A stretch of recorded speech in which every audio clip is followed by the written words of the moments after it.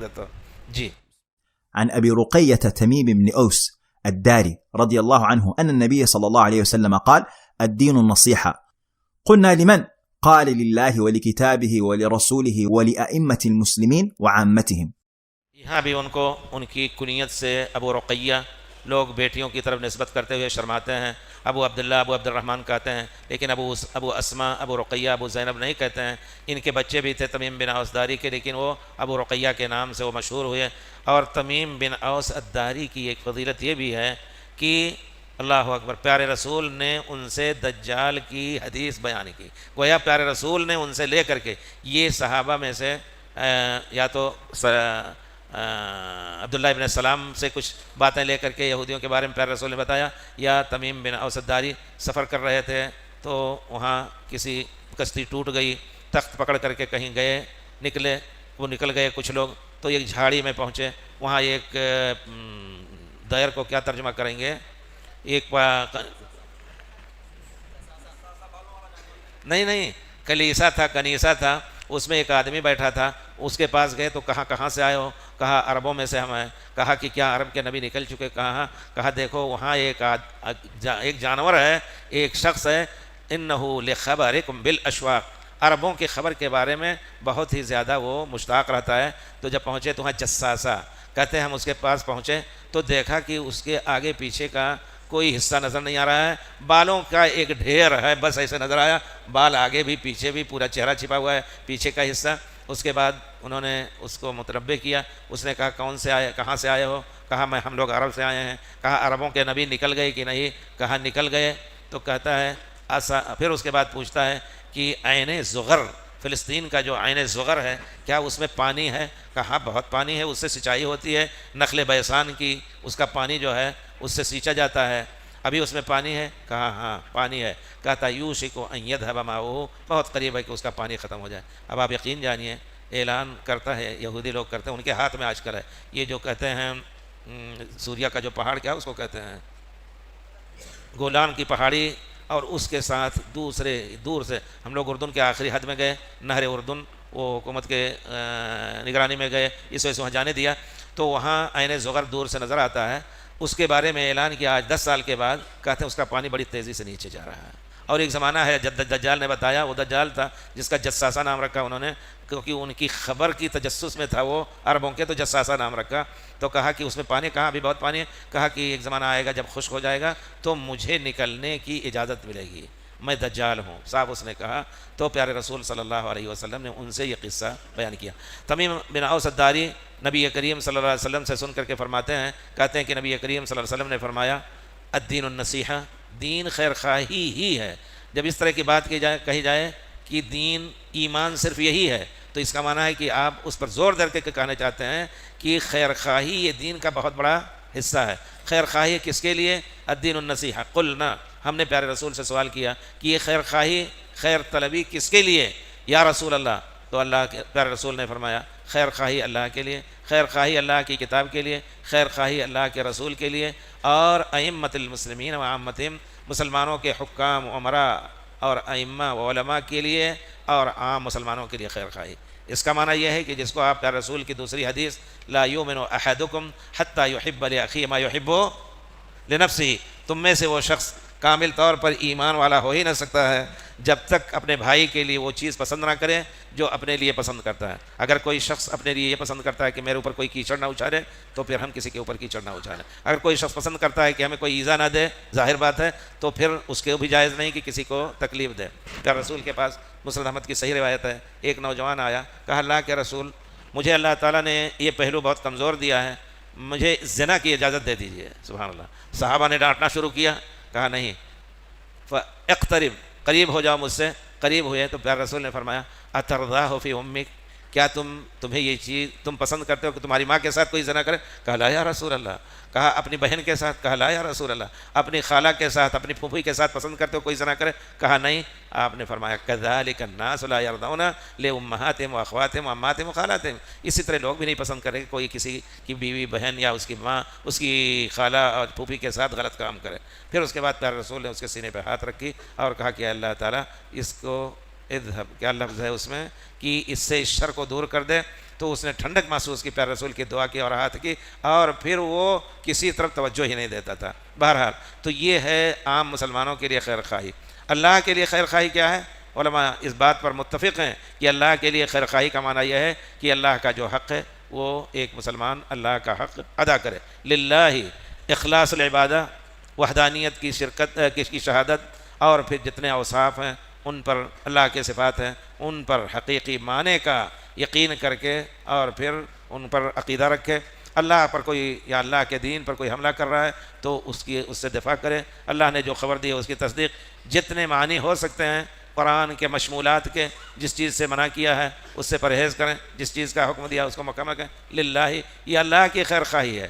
اللہ کے لیے خیر طلبی ظاہری ہوئی، لیکن خیر طلبی تو اپنے لیے ہوئی کہ اللہ تعالیٰ اس کے ورے، اس کے بدلے ہمارے لیے خیر ہی خیر سے ہمیں نوازے گا۔ اللہ کے کلام پاک کو اللہ کا کلام سمجھیں۔ آپ جانتے ہیں ایک زمانہ مسلمانوں پر یہ بھی آیا کہ نہیں، قرآن کو مخلوق سمجھتے تھے کہ اللہ نے یہ کلام جو ہے پیدا کیا۔ اس وجہ سے ہمارے فلسفہ اشعری اور ماتریدی عقیدے میں کہتے ہیں کہ اللہ کلام نہیں کرتے، ایک ایسا کلام ہے جو اللہ کے دل میں ہوتا ہے، اور اس کو اگر عبرانی زبان میں کہہ دے تو وہ توریت بن جاتا ہے، عربی زبان میں کہہ دے تو قرآن بن جاتا ہے۔ یہ چیز غلط ہے۔ اللہ نے جس طرح حضرت پیارے رسول کو مخاطب کیا بول کر کے، پیارے رسول نے سنا، اس سے پہلے حضرت موسیٰ علیہ السلام کو مخاطب کیا، تو اللہ کا کلام اس کا حقیقی کلام ہے، اللہ تعالیٰ بول کر کے، اور اس کلام پاک کو حضرت جبریل کو سنایا، حضرت جبریل کو کہا کہ پیارے رسول کے پاس اس کو پہنچاؤ، اس میں کوئی ہیرا پھیری نہ ہو، جو الفاظ جس طرح ہیں، جو معنی حقیقی ہیں اس پر ایمان لایا جائے، اس میں بدلا نہ جائے۔ الرحمن عرش پر مستوی ہے تو عرش پر قبضہ کیا اللہ تعالیٰ نے، یہ معنی نہ کیا جائے۔ تمام واضح طور پر جو معنی ہو سکتے ہیں یہ اللہ کا کے لیے اللہ کا حق ہے۔ آپ جانتے ہیں اس فتنے نے بہت کچھ مسلمانوں کو تکلیف پہنچائی کہ جو شخص قرآن کو مخلوق نہیں کہتا، ان محدثین، صرف دوسرے لوگ فقہاء وغیرہ تو ان کی موافقت کر لی، محدثین میں سے بھی ڈر کر کے بہت سے لوگ کہہ لیے بادشاہ کے سامنے، مامون کے سامنے کہ نہیں مخلوق ہے۔ ایک محدث آئے، انہوں نے توریہ کیا، کہا تم امتحان لیتے تھے، علماء حدیث کا امتحان لیتے تھے کہ قرآن کو مخلوق کہتے ہو یا غیر مخلوق؟ کہا ایسے ہی کہا قرآن، توریت، انجیل، زبور، یہ چاروں مخلوق ہیں، یہ چاروں مخلوق انگلیاں، یعنی یہ کہا کر کے نکل گئے۔ وہ قرآن اور توریت کو مخلوق نہیں کہا، اللہ کے کلام کا کہا یہ چاروں مخلوق ہیں۔ اور امام احمد بن حنبل کھل کر کے کہتے تھے کہ نہیں، مخلوق نہیں، اللہ کی صفت ہے، اور اللہ کی صفت جس طرح اور ہے، اللہ تعالیٰ کا کی حیات، اللہ تعالیٰ کا حی اور قیوم ہونا، یہ اسی طرح کلام بھی صفت ہے، اس پر آپ کو بہت کچھ تکلیف دی گئی۔ ایک پاگل، ایک کتاب ہے عقلاء المجانین، پاگلوں میں عقل مند، ان کے قصے بیان کیے ہیں کہ مامون کے پاس جب کہ سختی سے سب کو مجبور کرتا تھا کہ قرآن کو مخلوق کہو، اور مدرسے میں بھی، اسکول میں بھی داخل کر کے بچوں کو اس کی تعلیم دی جائے، امام احمد بن حنبل اڑے رہے۔ وہ مامون کے پاس داخل ہوا وہ آدمی، تو کہتا ہے اعظم اللہ اجرک یا امیر المومنین، اعظم اللہ اجرک، اللہ تعالیٰ مصیبت پہ آپ کو صبر دے۔ کہا کیا بات ہے؟ اعظم اللہ اجرک یا امیر المومنین علی القرآن، قرآن پر اللہ تعالیٰ، آپ قرآن کی موت جب آئے تو اللہ تعالیٰ آپ کو اس پر اجر دے۔ یہ عربی کا طریقہ، عربوں کا، اور یہ کہنا جائز ہے، اللہ تعالیٰ صبر دے اور صبر پر آپ کو اجر دے۔ اعظم اللہ اجرک میت کی تعزیت پہ کہا جاتا ہے۔ تو جب وہاں گیا، کہتا ہے قرآن کی موت پر اللہ تعالیٰ آپ کو صبر دے، تو کہتا ہے، مامون کہتے ہیں کہ کیا قرآن کو موت آئے گی؟ کہا وہ مخلوق ہے اور ہر مخلوق کو مرنا ہے۔ وہیں سے اس کا دماغ کھلنا شروع ہو گیا، اس نے کہا اگر مخلوق ہے تو مرے گا، صحیح بات ہے۔ تو ایسے پاگل بھی ہوتے ہیں جو بڑے بڑے ہوشیاروں کو بھی راستہ دکھا دیتے ہیں۔ تو اللہ کی کتاب، پھر پیارے رسول کی نصیحت یہ ہے، پیارے رسول کے لیے خیر خواہی، آپ جو کچھ تعلیم لے کے آئے ہیں اس پر عمل کریں، آپ کی تصدیق کریں، آپ کی توقیر کریں، آپ کے ادب کے خلاف کوئی چیز بھی، کوئی حرکت، ایک کلمہ بھی ہو، ان کلمات سے بچیں۔ کوئی اگر پیارے رسول کی عزت پہ حملہ کر رہا ہے تو جان دینے کے لیے تیار ہو جائیں۔ آپ کے ایک ایک حکم پر ہم ہمیشہ اپنی جان دینے کے لیے تیار رہیں۔ یہ حق ہے پیارے رسول صلی اللہ علیہ وسلم کا۔ اس حق میں بھی قرآن کو حق دینے میں ہم نے بڑا ظلم کیا ہے۔ قرآن کو پڑھتے نہیں ہیں، قرآن کو سمجھنا نہیں چاہتے ہیں، اور کہا جاتا ہے انہی مسلمانوں کے علماء نے کہہ دیا کہ اب اس زمانے میں قرآن اور حدیث کا سمجھنا کسی کے بس کی بات نہیں ہے، جو چاروں مذاہب میں فقہ ہے اور جو عقیدے مشہور ہیں بس اسی پر عمل کرنا ضروری ہے۔ سبحان اللہ، یہ بہت پہلے لکھا جا چکا ہے۔ اجتہاد کا دروازہ بند کر دیا۔ پیارے رسول صلی اللہ علیہ وسلم کی متابعت اور پیروی میں بھی آپ کی حدیث اگر مذہب کے مطابق ہے تو لی جائے گی، مذہب کے خلاف ہے تو حدیث نہیں لی جائے گی۔ کتنی فہرست آپ کے سامنے پیش کی جا سکتی ہے۔ یہ اللہ کے رسول کی خیرخواہی کا معنی نہیں ہے، بلکہ بدخواہی ہے۔ پیارے رسول کا حق ہے کہ جو حکم دیں، وما كان لمؤمن ولا مؤمنة اذا قضى الله ورسوله امرا ان يكون لهم الخيرة، کہ کسی مومن مرد اور مومن عورت کا حق ہی نہیں ہے کہ اللہ اور رسول کوئی فیصلہ کریں تو ان کو کوئی اختیار اس کو لینے یا نہ لینے میں ہو۔ اسی طرح جو کچھ آپ لے کے آئے ہیں اس کی تصدیق کریں۔ آپ کی شریعت پر اگر کوئی اعتراض کر رہا ہے یا پیارے رسول کے اعتقاد میں کے خلاف کوئی کر رہا ہے تو اس کو کہا جائے کہ پیارے رسول کی ایک احترام میں آپ کی شریعت اور آپ کے عقیدے پر عمل کرو۔ پیارے رسول کی جس طرح مدد آپ کی زندگی میں صحابہ کرام نے کی، آپ کی وفات کے بعد بھی آپ کا دفاع اور آپ کے آل و عیال کے سے دفاع، ازواج مطہرات سے دفاع، یہ پیارے رسول کے لیے نصیحت ہے۔ لیکن اس میں کوئی شک نہیں کہ اس باب میں امت مسلمہ نے بڑی کمی کی۔ پیارے رسول صلی اللہ علیہ وسلم کے آل و اولاد کو لے کر کے صحابہ کرام کا بھی بہت بڑا احترام ہے۔ پیارے رسول نے فرمایا اللہ اللہ فی اصحابی لا تتخذوہم غرضا بعدی، میرے بعد ہمارے صحابہ کے بارے میں اللہ سے ڈرو، ان کو نشانہ طعن و تشنیع نہ کرو۔ اور دوسری حدیث میں ہے کہ اگر اللہ کی قسم ان میں سے کسی نے اگر ایک مد ہتھیلی بھر کر کے جو خرچ کیا ہے تو بعد کے آنے والا پہاڑ برابر بھی اگر خرچ کر رہا ہے تو ان کا آدھا حصہ بھی آدھا اجر نہیں ملے گا، ما بلغ مد احدہم ولا نصیفہ، تو اس کا حصہ نہیں پائے گا اجر اتنا۔ تو بہت بڑا درجہ ان کا ہے۔ صحابہ کرام سے دفاع، پیارے رسول صلی اللہ علیہ وسلم سے دفاع ہے۔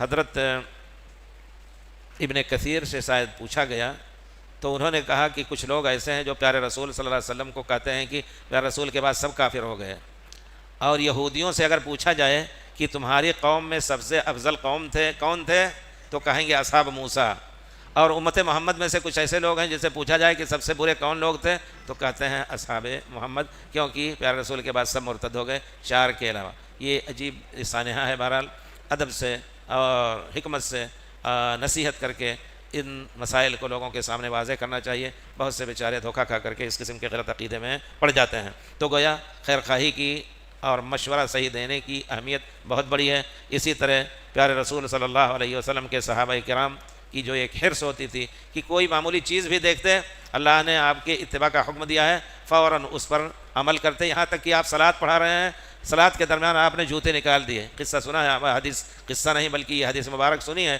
کہ سب نے آپ کو دیکھ کر کے جوتے نکال دیے۔ صلاۃ سے فارغ ہونے کے بعد پیارے رسول نے کہا تم نے جوتے کیوں نکالے؟ کہا اللہ کے رسول رائناک، ہم تو آپ کے تابع ہیں، آپ کو نکالتے ہوئے دیکھا، ہم نے بھی نکال دیا۔ پیارے رسول نے فرمایا اذا جاء احدکم الى المسجد، جب کوئی مسجد میں آئے فلینظر فی نعلیہ، اپنے جوتوں میں دیکھ لے، فإن رأى فیہما اذى، اگر اس میں کوئی گھناؤنی چیز یا گندی چیز ہو فلیمسحہما، اس کو پونچھ لے اور پھر اس میں نماز پڑھ لے۔ وإن جبریل قد اتانی، جبریل آئے۔ پیارے رسول غیب بھی نہیں جانتے تھے۔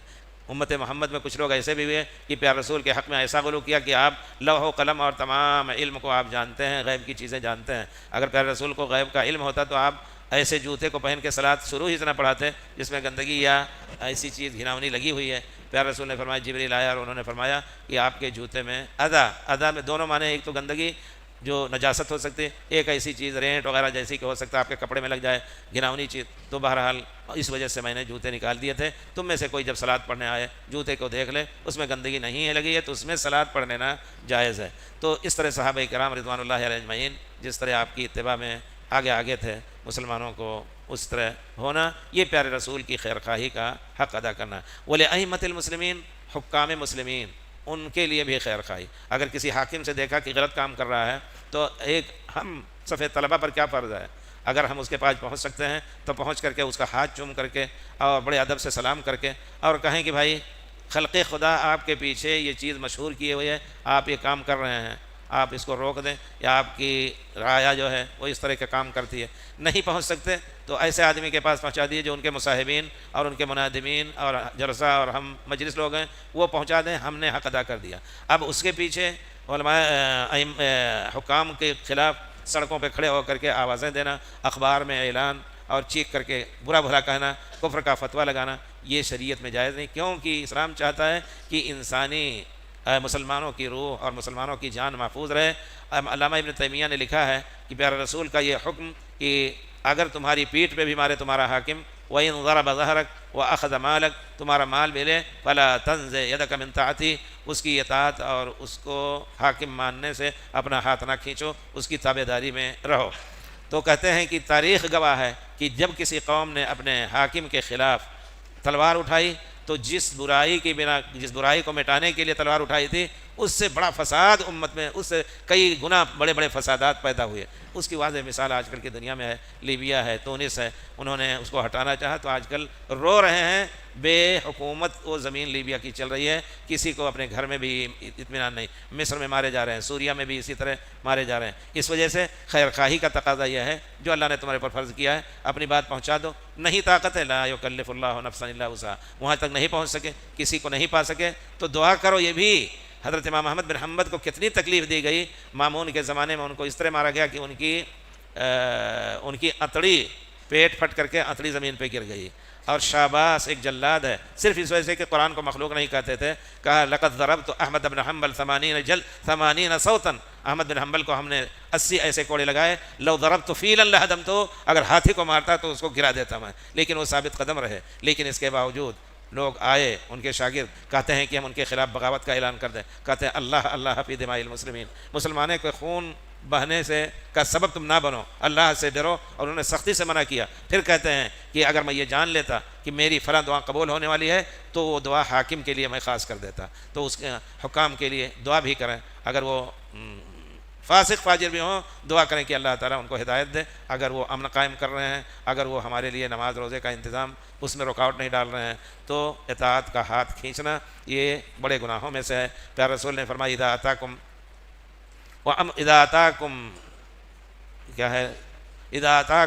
یبایعکم وامرکم جامع، اگر کوئی شخص تم سے بیعت کرنا چاہے اس درمیان کہ ہم امیر ہوں گے، ہم حاکم ہوں گے، فاقتلوہ کائنا من کان، جو بھی ہو چاہے وہ آل رسول میں سے ہو، اذا اتاکم من یشق عصاکم، تمہاری جو جماعت ہے اس کو ٹکڑے کرنا چاہتا ہے، حاکم وقت کے خلاف نکلنا چاہتا ہے تو اس کو قتل کر دو، کائنا من کان، جو بھی ہو۔